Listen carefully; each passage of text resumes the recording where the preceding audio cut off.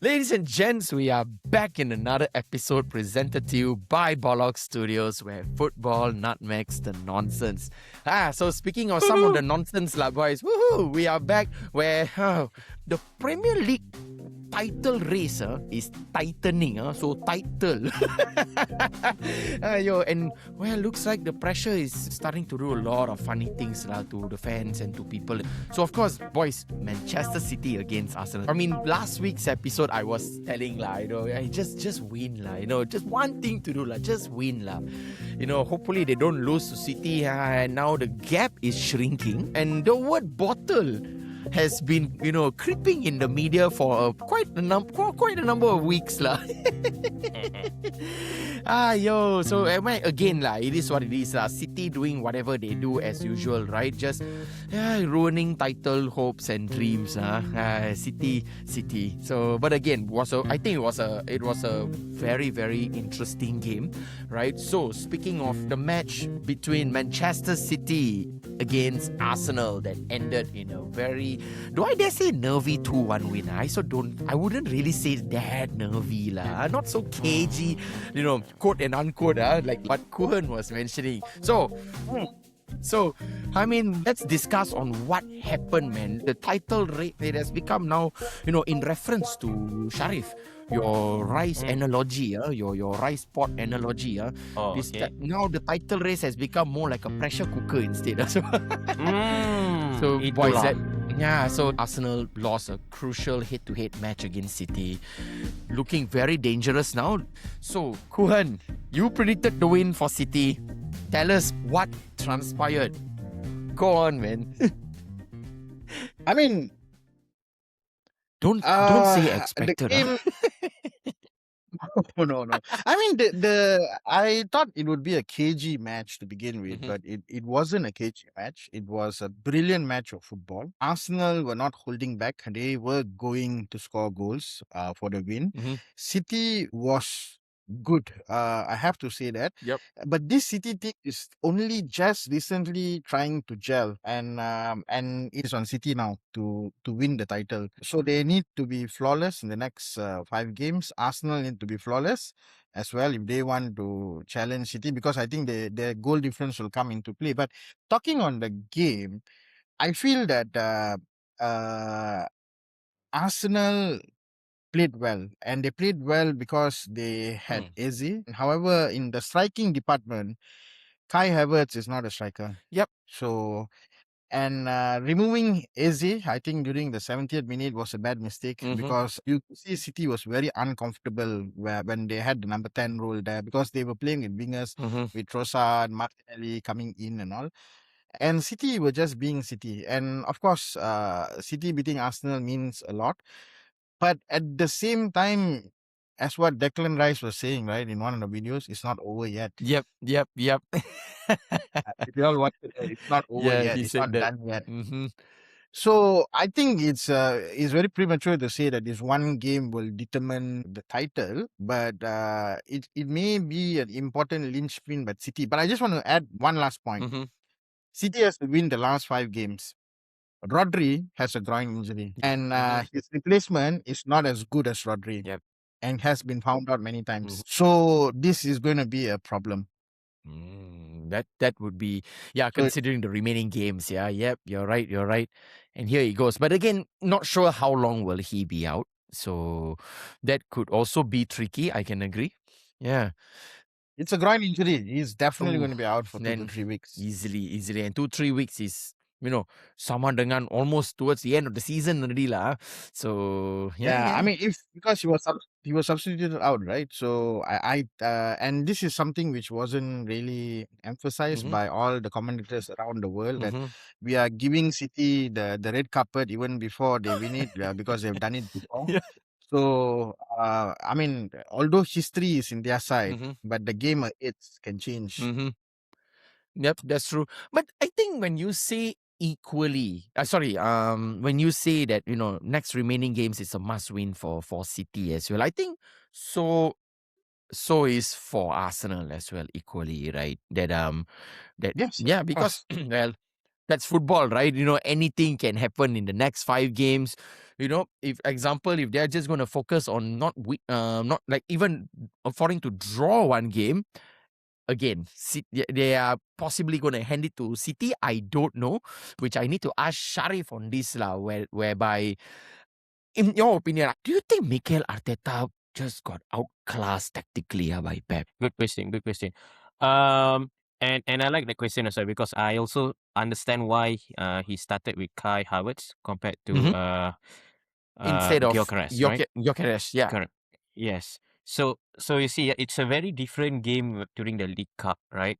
Again, City did the same thing as well, playing a 4-2-4, right? So the four up front, Haaland, Cherki, Semenyo, and Doku don't press; they just stand in the line, and then you have the midfields of Rodri and Silva, who is going to just run to wingers, and then you have another four back just going to make the pitch much smaller, right? Yep. So I think Arteta starts with Havertz just for that, right? It's the idea is not to get the possession in their area, but to win the second ball. And Kai Havertz, Eze, Madueke, these are the players are not physical. However, they strive in tight places, guys, right? So that is why we've been seeing. I think for the first 30 minutes, the game was a little bit very modern game. Both had their tactics, right? And you could see also both are figuring out which players are running into which channel, right? And City is City adopt the zonal marking rather than man marking, right? So which person or which player is coming into to the area and which per style of football, very very modern, and I agree it's a very entertaining game, right? Tactics by adapting to one on one, right? Exactly, one on one between players as well. So that's where Kai Havertz thrive for the second ball, and he attacks spaces, right? We've seen many times Gyökeres, right? Normally when he tries to hold up the ball, he normally loses the ball. So the first touch is not good. He's okay attacking spaces, right? Yes. That's where Gyökeres advantage is, and we could see the tactics work.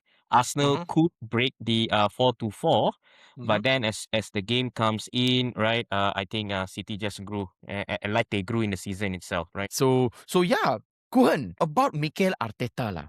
I know I've asked this question before, but then I might maybe want to rephrase a bit lah. We gave our fair bit of y'all's opinions, but if this season itself, where the narratives of the bottler or the bottlers and all this, right?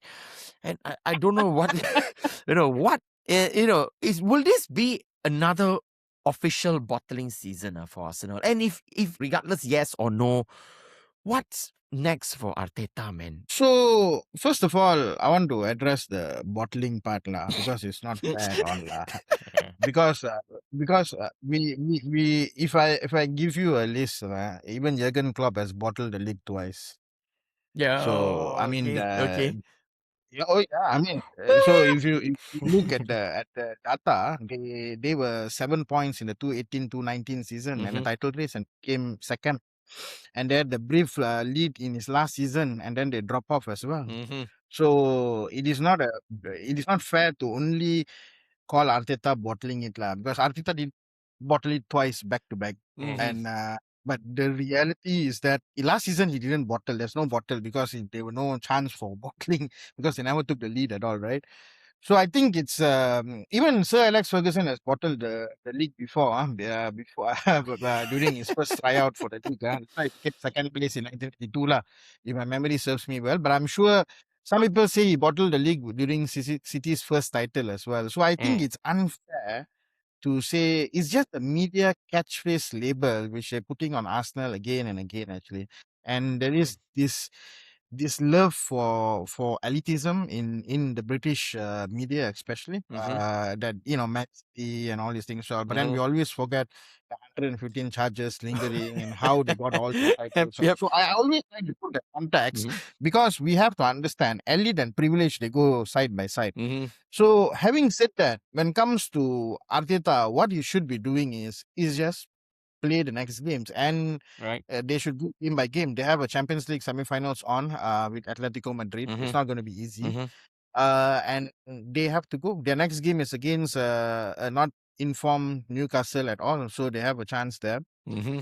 But even if they draw that game or have a disappointing results, I think the onus is still on Pep Guardiola's team, because this team has not gelled properly. Yep.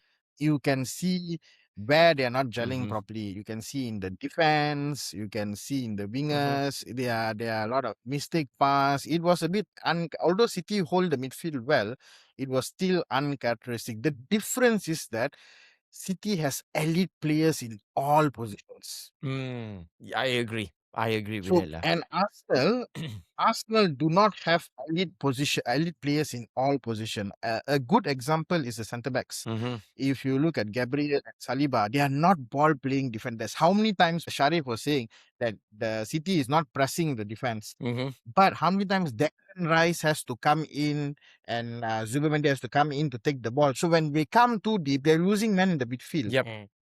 You have a ball playing player, like you see how Mark Dewey playing the ball actually. Yep. It's amazing. He bringing the ball forward and everything. Kushanov was more of a limited defender. Mm-hmm. But it was so when you have top-notch elite players around you, I think you can do it. And Arsenal, let's be fair, they are playing against City at India homestead. Yep. And it's not going to be easy. So getting a draw was the best they could hope for, which they tried to, go for the win and whatnot and everything. But this loss again is not a title setter. And you just have to stop losing to the smaller teams. And I remember saying if Arsenal draws the match, they are considered very lucky, because by the looks of how it was, I felt Arsenal would have been very lucky to draw, right? But yeah, although I predicted a win, but then speaking of your bottling and all, you don't want to blame Arteta, but then every team, every club, every manager was also regarded in some manner lah. So if United was regarded one time as having the 12th man, so I think we shall keep the bottling for That's us. a positive. So let's keep the bottling That's a positive. for Arsenal and Arteta. So anyway, boys, let's move on. So to the next one. So speaking of Man United, this topic, I know Shariff waiting, guns blazing already. He going to tembak back this United. But anyway, yes, I can agree. It wasn't a pretty game. It wasn't dominant, but of course, 1-0 win over Chelsea. I mean, look, Shariff, I'm going to let you go with the stats thing and all that stuff. I'm going to let you run through that with us, for our viewers and all that stuff, right? I think, in my opinion, it was nervy, but I think it was equally necessary as well. But of course, Shariff, take us through where do you think, is this the kind of ugly win United needs to secure their current position or perhaps maintain? I think that's what Carrick blessing is, right? He's getting results, and when you're getting results, it's so hard to see that he's not doing well because he's getting results. The only thing that Amorim, I'm comparing Amorim and Erik Ten Hag, is that they had the philosophy, they had an idea, but they are not getting the results, right? Yep. And just to give us, also you mentioned stats, right? Let's take the 5 games that Amorim had before he got sacked, right? And then the last 5 games that Carrick had, right? And that means to say that Carrick have a much more easier game, right, compared to Amorim's 5 games with the injuries that they have and so on.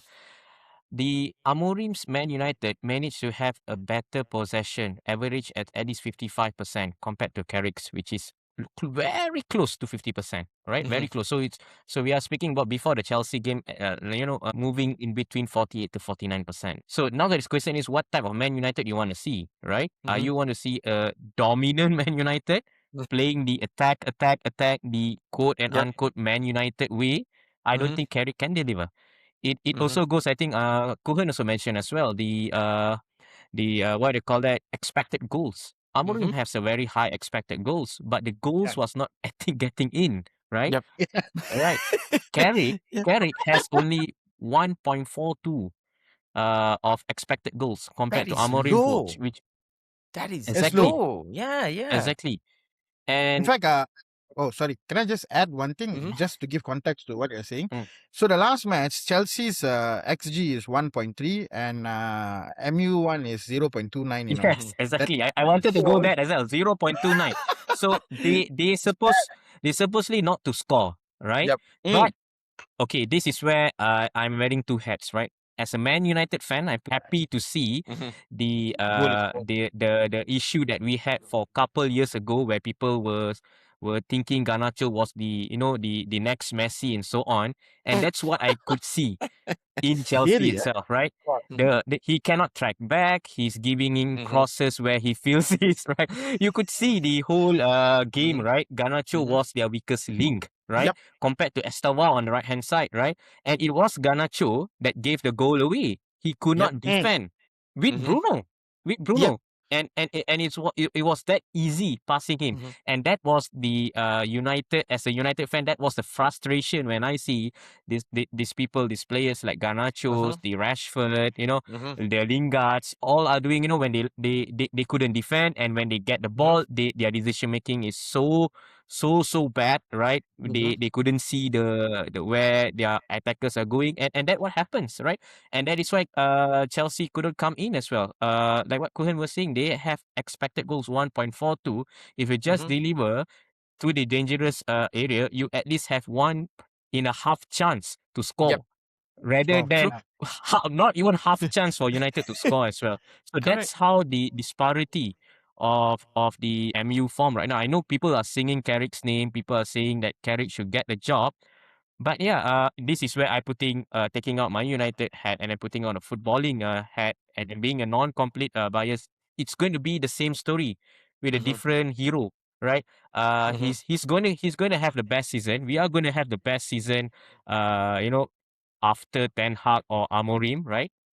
But then when comes summer, that's it. I don't feel that Carrick can produce or at least to be toe to toe with what the match that we saw yesterday with Arsenal and City. So the question to Man United fans out there, do you really see Carrick could able there? So the only thing that he's delivering right now, it's results.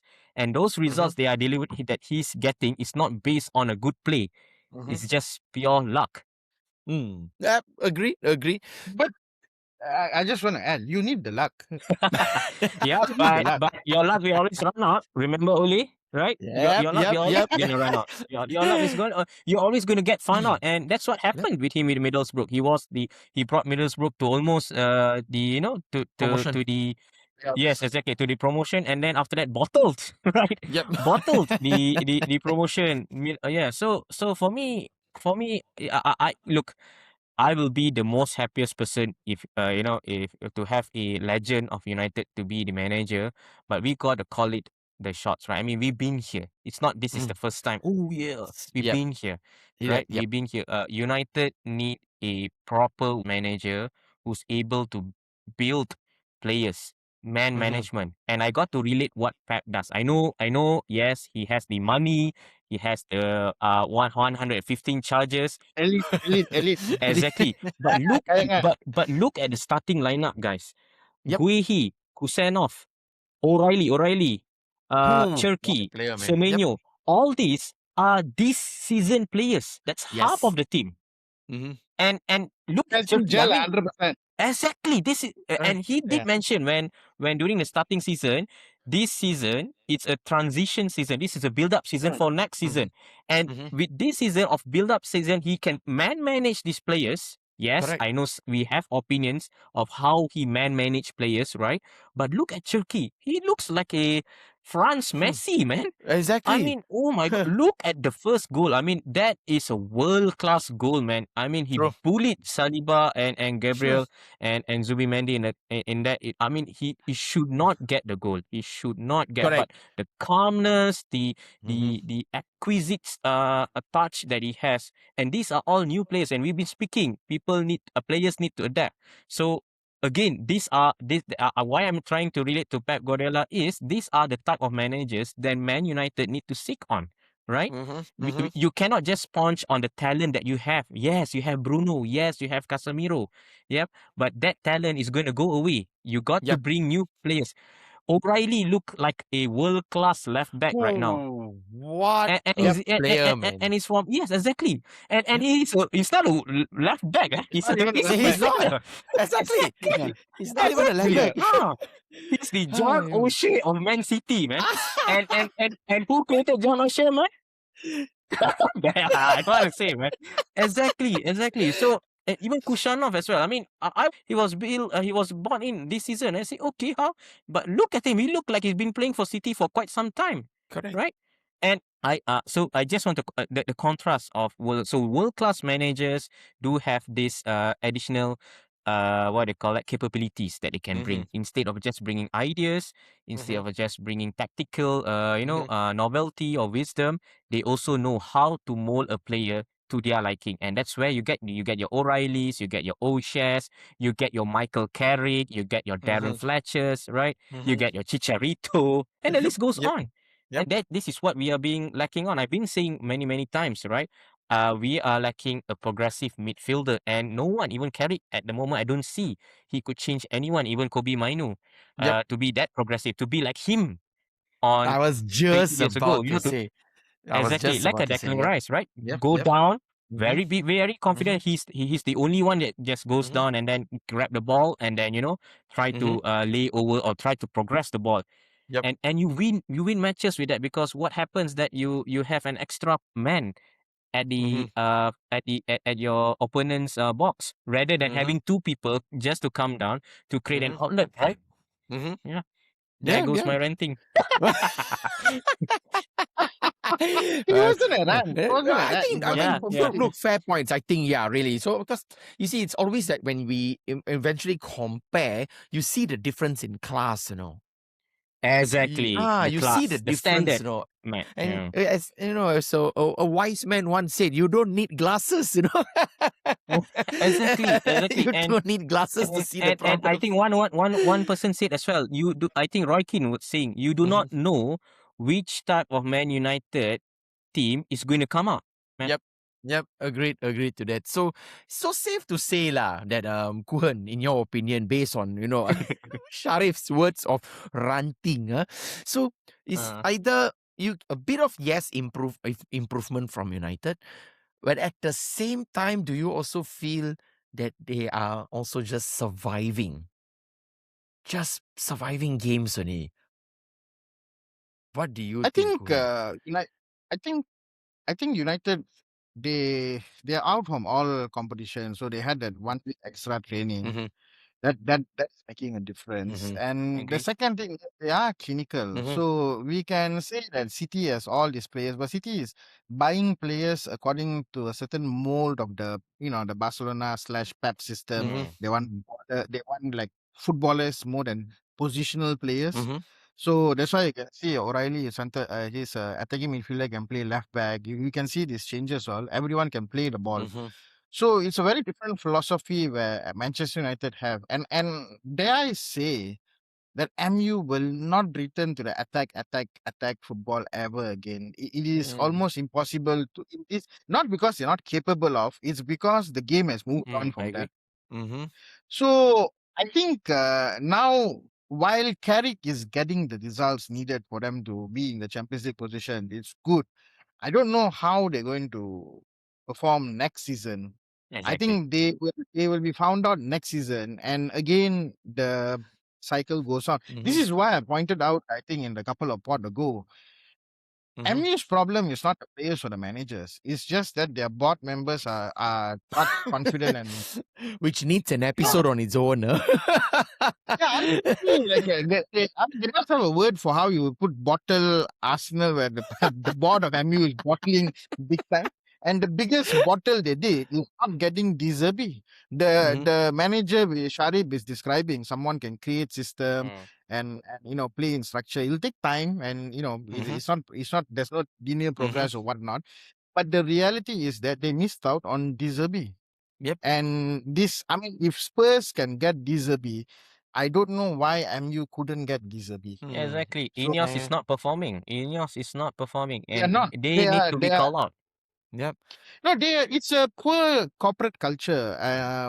They are not very. It's very clear. They may do well in business world or whatnot, Yep. but then when it comes to football, the fans like us can notice. Of course, we don't know what's happening inside and Yep. how the finances there. Mm-hmm.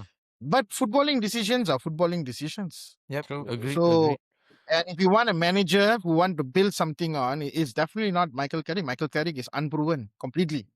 I agree. Yep. And Dizabi is what he did in Brighton, what he did in Marseille.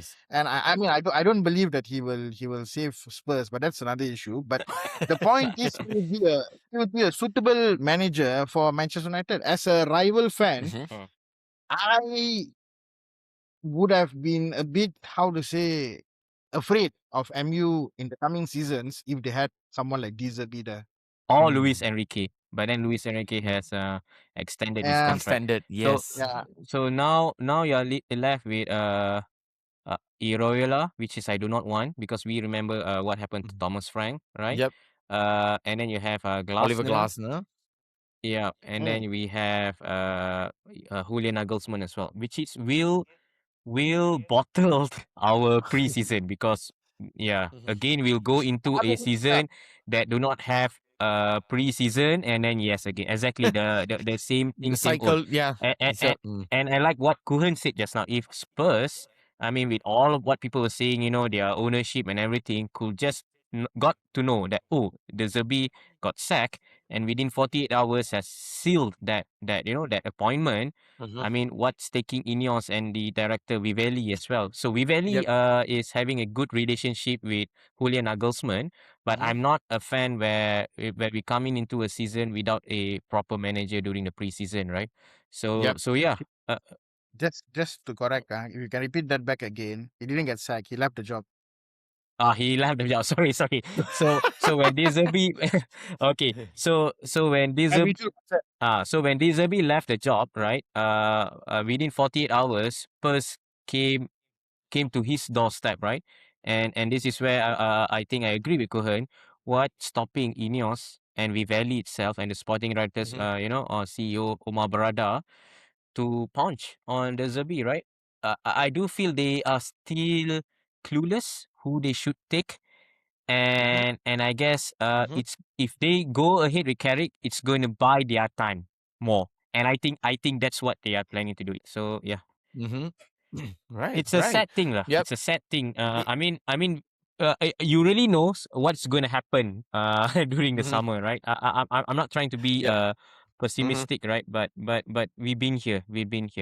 Any United fan will say that. Yeah, I seen this story somewhere. This is a deja vu. Yeah. So yeah, that's that on Man United. But again, of course, they still hold their third spot in the table. Give credit when due. Of course, a clean sheet. I GGMU. think. Yeah, GGMU, not GG. Not GG, man. But of course, special shout outs as well. Sana Lamans, I mean, a good keeper lah. Really a good keeper lah. Yeah. So that having said, I guess that's where the positive is a little bit, Matt. Sorry to I think the buy of Sene Lamons and Benjamin Sesko, right? So yeah, good two signing. I think it's one of the positive that I could see for United, and of course qualifying for the Champions League. Yeah, exactly. So and finally, finally can hear that song, So while finally you and I can wake up for Tuesday and Wednesday night, and talk the Champions League. We can talk Champions League. Talk about Champions League. Yeah lah, Kuhan pasal. So, are we going to talk about Champions League? Maybe not yet. Not yet. So, boys, and finally, Newcastle United. Another loss. But you see, although yes, another follow-up loss, I think we're just having more and more questions, and now we are probably just asking ourselves, or maybe I'm going to ask Kuhan, is this the beginning of the end for Eddie Howe and his project at Newcastle? Doom. I think I used to make fun of Arsenal fans. I think Newcastle fans are also as annoying and how to say Okay. In the Malay word is tak sedar diri, which directly translate they don't realize where they're coming from. To want someone like Eddie Howe to be sacked like tomorrow. Mhm. So I think in one of the videos ahead, I've given context on what Eddie Howe has done for the club. Yep. And for a club which has never won for almost like generation meaning that literally means that a Newcastle fan who's about 40 years old Mhm. would have a grandfather and a father who have never seen their team winning a cup. Okay. Okay. Makes sense. Makes That's a sense. good picture. Okay. So it is a big deal for Eddie Howe to win the cup. But having said that, this season is really bad Mhm. because Eddie Howe weakness is being shown. Mhm. He cannot handle Mhm. too many games. And Mhm. the reason is because he trusts the same people again and again. So he changed the system. It is not all gung ho attacking football Mhm. and high press and all these things. But that system doesn't suit the team. Mhm. And the system works when they play against big teams. Yep. Yeah, so Newcastle record against big team is quite good this season. They beat City, they beat Man United with 10 men, Mhm. 10 men worth emphasizing, Yep. and and they Had beat to, right? Chelsea. And they played well against Mhm. PSG. They Mhm. had one and a half halves, Mhm. which was good against Barcelona. So, so having said that, why is it that they struggle with the smaller Mhm. teams and all this thing? I got a feeling that it's 50-50. One part, Eddie Howe using the same players. He doesn't Mhm. have in-game management tactics. Like Barcelona Mhm. switch a tactic, boom, gone. He's slow Yep. to adapt. His substitution are late. On the other hand, I think a lot of Newcastle players had their heads turned already. Mhm. So we heard the Ah. rumor that Gordon wants to move, and you can see the media hyping up that like I think the 8 players is gonna list like Exodus and all these things. Mhm. Gordon contract is until 2030. Ooh. Okay. Wow. Oh Wow. yeah, I mean I'm just saying Mhm. Tonali contract is until what Mhm. 2029.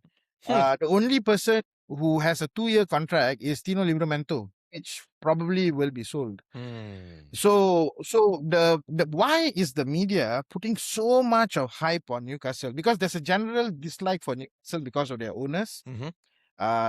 their Saudi owners.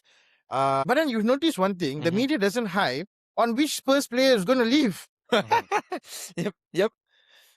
Right? Mhm. Think about it. Yep. Yep. Yep. Romero is a brilliant. Mickey Van is a brilliant player. Pedro Porro is a brilliant player. They're not linked anywhere. Not. They're going to play Mm. championship football. It's Mm. like, okay, they're going to say, this is where the media bias is coming in. And because of that, I think a lot of players are being turned. Mhm. Gordon is one of it. Sandro Tonali is Mhm. also one of it. And having said that, I do sympathize with Eddie Howe. I do believe that progress is not linear. A lot of Newcastle fans think that, okay, we are 5th position, we'll go to 4th next season, then we'll go 3rd, and then we go 2nd, and then we'll win. Mhm. So it's not that way. Yep. We all know it's not that way, especially this day and age. If you are not this top elite team like Manchester City have at the moment, Mhm. you cannot be competing at those kind of level. Even Klopp couldn't do it with his Liverpool side. And Yep. we are seeing Slot struggling. Slot assemble a $500 million team, Mhm. and they are also struggling. So, uh, my opinion as a fan, Eddie Howe has one more season left, and he has to go Mm. with respect. Yep. So this is the most important thing. And the thing is, if you sack him now, are we going to replace with I mean, I don't believe in sacking manager and replacing again and again. That format, we see. I think Chelsea is the one who started that Yep. fashion. Mhm.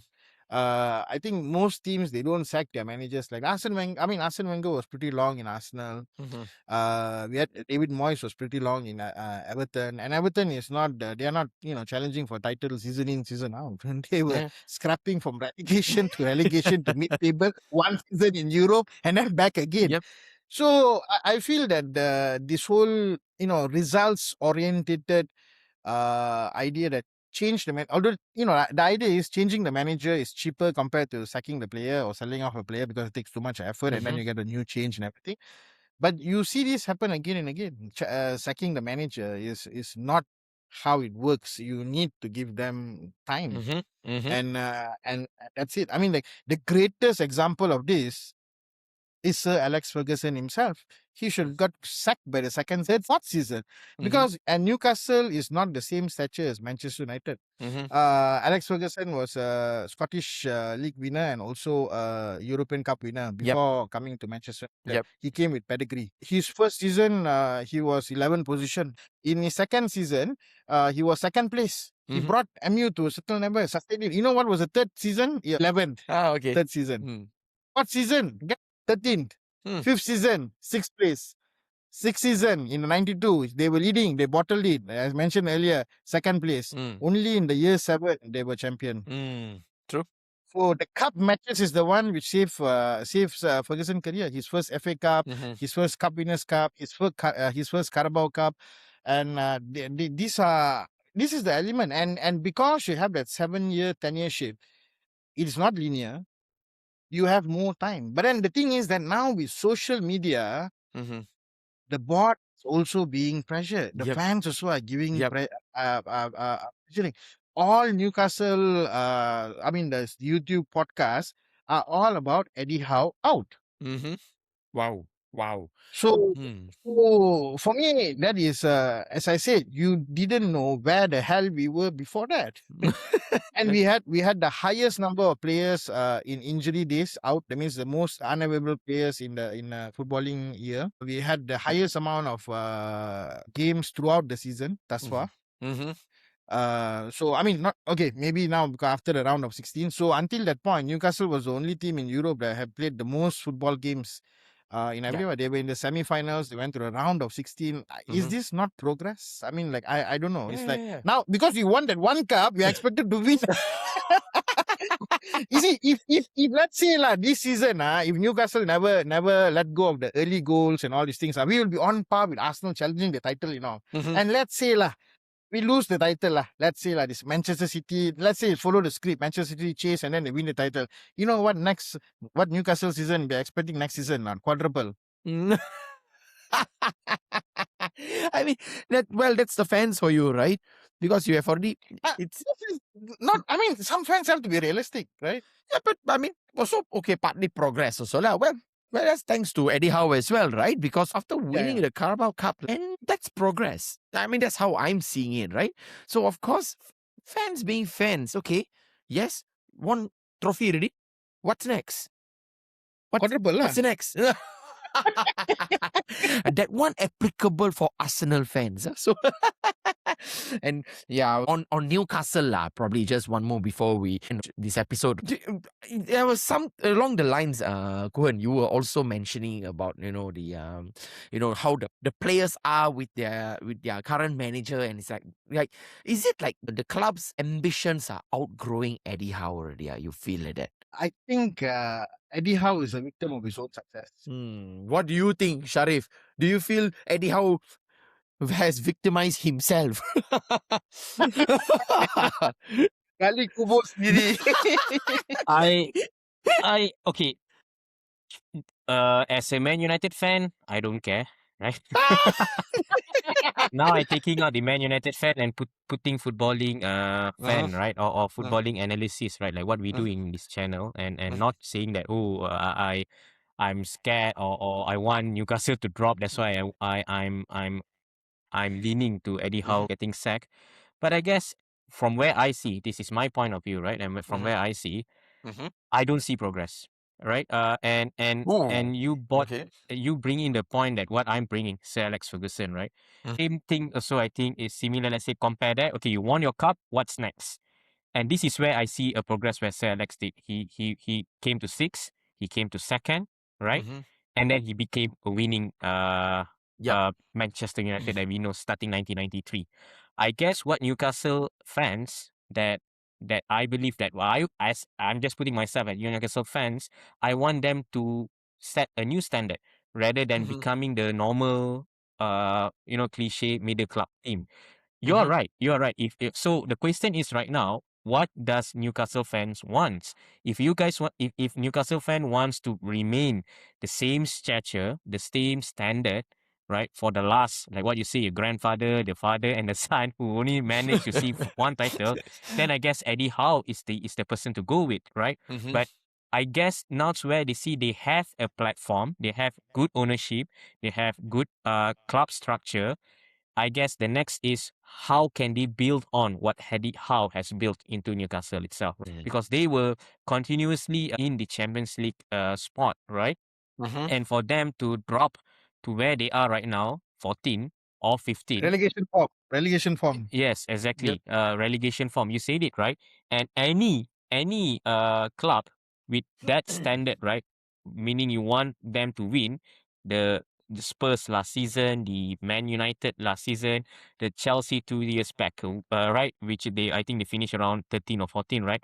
All want their manager sacked because this is nowhere where we want to be, right? So I guess I feel where the United Newcastle fan who wants the Newcastle to be a new Newcastle, no pun intended, right? The new Newcastle, right? Not to see maybe another, I do not know, 50 years or 60 years to win a cup, right? So and and and I think it's really old enough. Yeah, I think we have to take a pinch of salt, right? It's not easy to move on a manager that has built us, right? I agree, right? And that's what happened to that's what happened to Ole as well, right? I mean, he showed progress, right? He showed progress. He went to number 2, but we could see that something's not right, right? And then we kept him, and then the same goes to Eric Ten Hag as well. He won the FA Cup, right? But it really shows that he's not the right. Yeah, I mean, he had done what is the best of his capacity, right? And the next thing is for the club to build on, not to start new, right?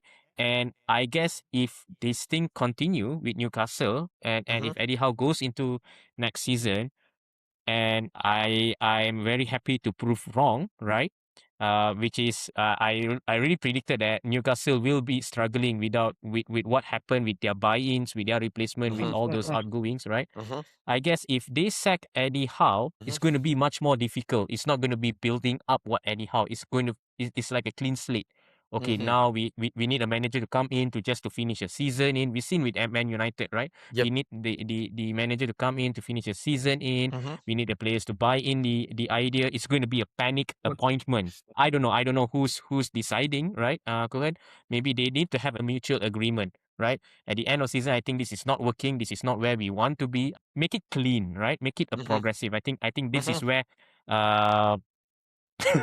the chance of Newcastle has as a club, right? But again, you got to take a pinch of salt. But this is just me saying from a footballing point of view. Yeah. Right. Yeah. Well, you actually do care. That's why you're wearing few hats and telling story. Yeah, you won't know what quote and unquote. And for every MU fans who have stopped watching Premier League and don't care, they do care. They care only. It's about levels. Yeah, man. So yeah, man. So based on what Shariff has shared, Kuhan, I don't know, you gave that look like, no, you want to say something as well. I don't know, you tell us, man. Okay, I think when I put the Newcastle United fan, one of the longest supporting, I'm supported for quite some time, let's say 20 over years. Okay.